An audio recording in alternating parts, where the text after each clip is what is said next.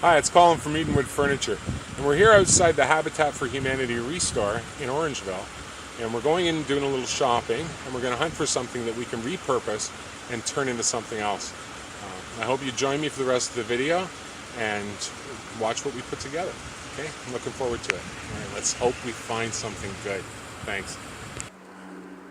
All right, we're back at the shop, and we found ourselves a little find, and we're looking forward to getting started. So why don't you come on in with me out of this cold weather, and we'll see if we can get it put together. All right. Okay, we're back in the shop, and we've got ourselves an antique window. It's got some nice features on it. We got a hell of a deal. Picked it up for 20 bucks over at the Habitat, and it's in really good shape. The seams are really nice. Not too many issues there at all. It's got some nice edges to it, not too beat up. We are missing a couple of bits of glass, and we've got some nice hole details across the bottom that we're going to work with. So it's not chewed up down the sides, and I think it's something we're going to be able to convert into something really cool for somebody's house. We're going to get things ready here, knock some of the snow off it now that it's warm and inside, and we're going to see if we can put something together, and maybe you've guessed what it is that we're going to do. Okay, so here we are. We've got our piece turned over now on the cart so that we can work on it, and we're doing a close inspection of what it is that we've got here. And we've got this extra bit of wood here that we're going to have to get off. Got a couple of old nails holding it in. So we're going to get the claw hammer. We're going to pull that off. And then we're going to get in here, take out these two panes of glass. And glass is held in often with these small clips. You can see here they've been hammered in. And then you've got some putty along here, the leftovers of putty from a long time ago, that we're going to have to see it breaking off here. We're going to have to get that out of there. And we're going to use a chisel to do that, and then we're going to get this glass out of here and get it ready for the next step.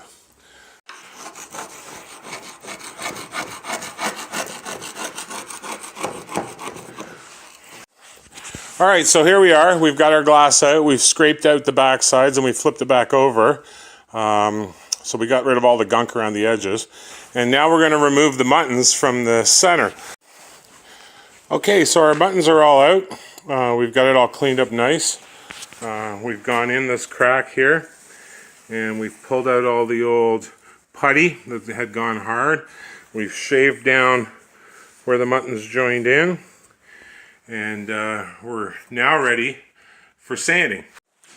So we're just going to take a break here, and I want to show you some of the other things we do here at Edenwood. This is a table that we're putting together for the home show here in Orangeville. This is spalted pine.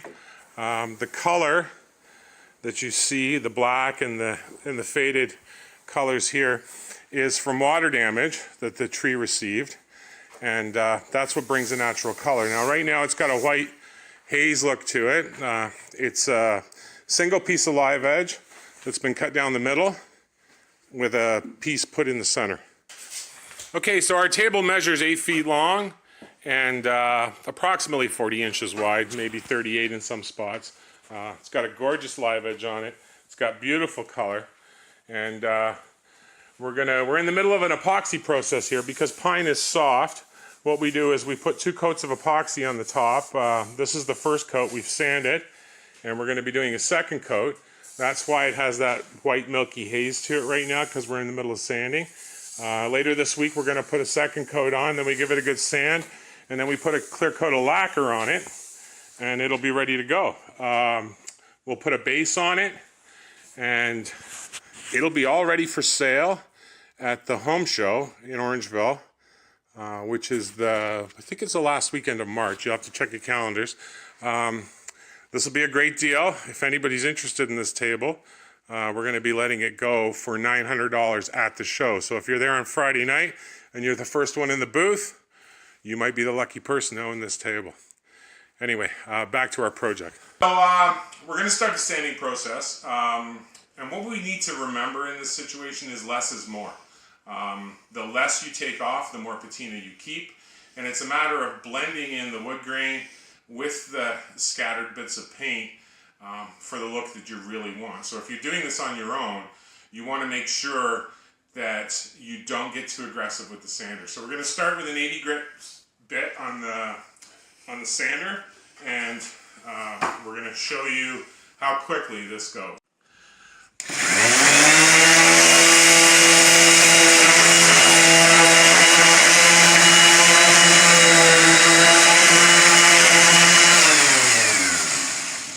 Okay, you can see there how quickly that went and how much of the paint actually came off. I mean, this is definitely an old window. This is old paint. So I've got it to almost like a 60-40, 60% paint, 40% wood coming through. You're not going to get the true representation of what this is going to look like till we apply the clear coat, but you get the idea. So we're going to go ahead and do this as quick as we can.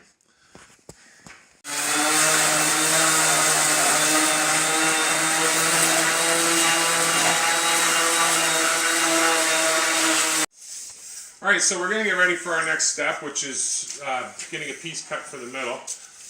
Just so that everybody's aware, we're dealing with about 28.5 inches on the width and about 55 inches on the length. Okay, so we've got some 1/2 inch MDF here, 1/2 inch thick.